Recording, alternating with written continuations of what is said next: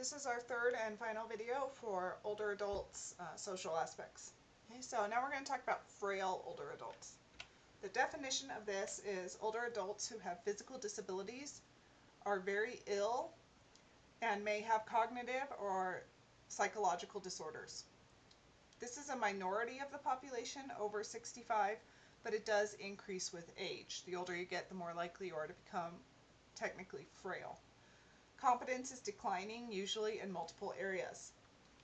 So activities of daily living, ADLs, these are self-care tasks such as eating, bathing, walking, etc. It's things you need for your daily life.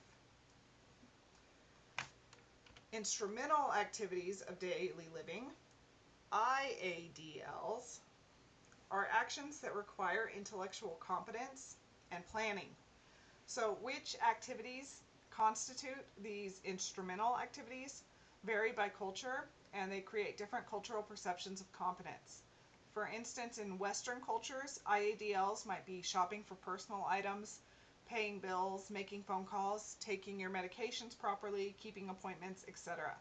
But in other cultures, IADLs might include caring for animal herds, making bread, tending crops, etc. Adults who need assistance with these things increases with age, obviously, and they need a supportive environment to increase the match between environment and competence, that competence environmental press idea. So here's a graph. Percent of people with limitations in activities of daily living by age group.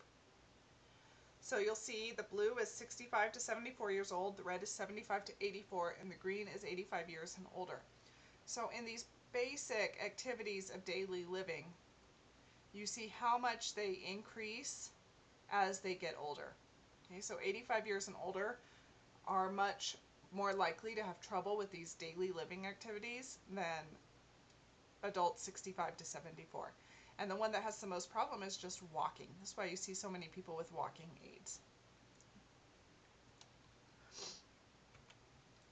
Okay, so housing options. Most adults do not want to move in with family or friends, at least in the United States or Western cultures, but sometimes they cannot live alone.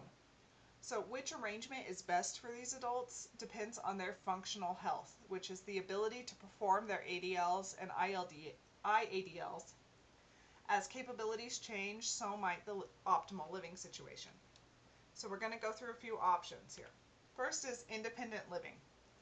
Having a stable home aids identity. It lets adults stay in a place that is familiar and comfortable, and it fulfills their desire to age in place. Most people, as they age, they don't want to move around. They want to be somewhere that's comfortable and familiar to them. They want to age in place, and independent living helps them do that. Most older adults do live independently, and they adapt their homes to accommodate the changes of aging. They might install ramps, they might widen their doorways, etc. They find ways to modify their house to match their competence. It also gives them a sense of place. Cognitive and emotional attachments that person puts on his or her place of residence, by which a house is made into a home. Okay, this is an important part of your identity. And aging in place provides a sense of self-determination and independence, even if assistance is required. So even if they do have to have a nurse come in a few times a week, they still feel better being in their own home. It helps them feel independent, helps them feel in control of their own lives, and gives them a place where they feel comfortable and secure. Next is assisted living. Assisted living facilities are supportive living arrangements for people who need assistance with their ADLs or IADLs, but who are not so impaired physically or cognitively that they need 24-hour care. So in these assisted living facilities, they provide support for the ADLs, such as bathing, they give them meals and other services, and healthcare professionals are available to assist as needed, but these are not designed for 24-hour intensive medical care. This is just for people who need a little bit of help. As residents become more frail, they may be moved to long-term care facilities, such as nursing homes.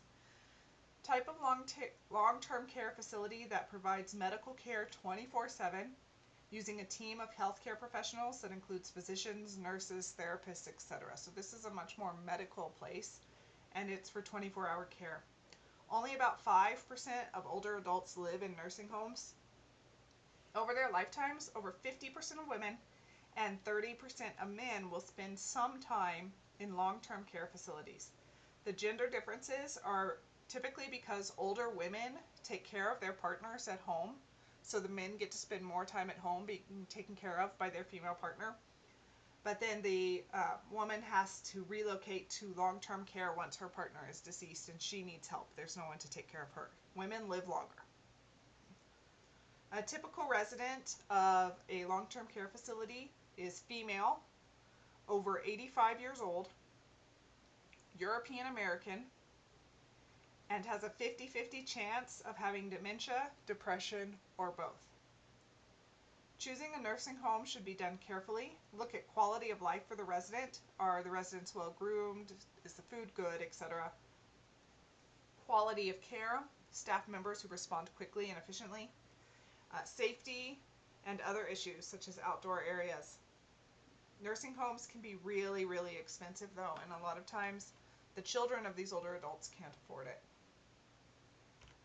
So there are these emerging housing arrangements. These are new options to help older adults who need assistance to age in place. They include programs that infuse a different culture into nursing homes, small-scale living arrangements in community-based settings, with an emphasis on living well rather than on receiving care. So they're just a new way of thinking about where older adults should live. So your book has several examples of these, one of which is the Eden alternative. Their goal is to eliminate loneliness, helplessness, and boredom. They're rethinking how care is provided in a person's home or facilities. Another one is the Greenhouse Project. This creates small neighborhood of homes for 6 to 10 residents. So it's just like one street of houses where residents live and can support each other. And they can receive a high level of personal and professional care. A Pioneer Network focuses on changing the culture of aging in America, advocates making nursing homes feel more like a home and less like a hospital. There are also programs that are co-housing or cluster housing. These are communities that encourage social engagement and allow neighbors to care for each other.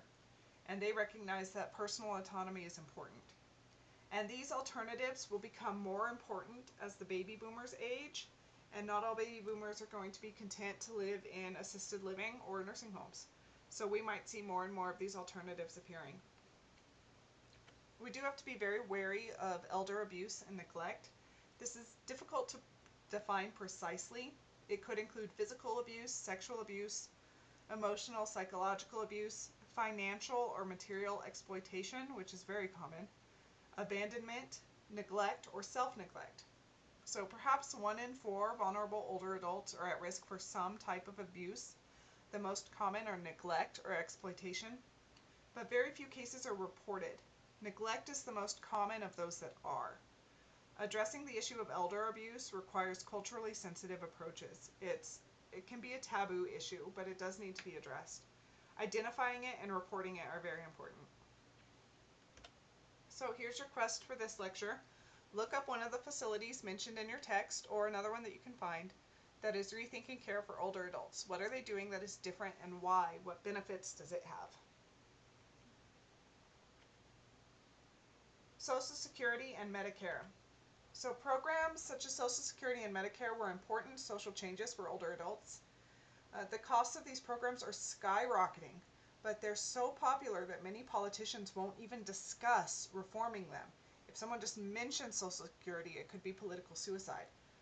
So these programs reduce the number of older adults living below the poverty line, but projections indicate that baby boomers and Generation X adults will make less in old age due to changes in these programs. Older adults need more money than younger adults, not less, primarily due to their medical costs. Aging baby boomers present a problem to the budget of these programs. They will be a lot more expensive, and there is currently no way to pay for it. Our system was not built to pay for that many older adults. So for Social Security, this was originally meant to supplement savings and income, not replace it. A lot of older adults are living only on Social Security, and that's not what it was meant for. Laws have been changed to essentially make Social Security the primary source of financial support after retirement. It's the only support for many, many older adults. That's currently changing as many employers offer other ways for workers to save money. Aging baby boomers are being followed by a smaller generation, meaning fewer people are paying into a system that has to support more people. When it was created, 150 people paid into the system for each one person who was supported. By 2030, it will be 2 to 1. Not 150 to 1, 2 to 1. This essentially means that millennials will be paying for the baby boomers' retirements. And that's a huge financial burden. We can't do it. We can't sustain it. Medicare. About 50 million Americans use Medicare for insurance. So the criteria to qualify for Medicare right now is that you have to be 65 or older, you're a U.S. citizen or a permanent legal resident, you or your spouse has worked long enough to be eligible for it, so that's about 10 years, you or your spouse is a government employee or retiree. This consists of multiple parts. You can look into the textbook if you're interested. It really breaks down Medicare, but it's funded by a payroll tax. Problems facing this are similar to Social Security, aging baby boomers, and the increasing cost of healthcare. This is a big political issue with no easy answers. Taken together, these two programs are a big deal for older adults in the U.S., and the situations are complex and will be a political issue for a long time. With the baby boomers aging and retiring, this is the big political issue of your time. Politicians need to step up and address it. These programs were not built to handle this burden, and they are going to collapse, and they need substantial reform. But most politicians are too afraid to even talk about it. So this is something that you need to be aware of, and this will be a big political issue within the next couple of decades. So that's all I have for now. If you have any questions, please post them on the forum on Blackboard.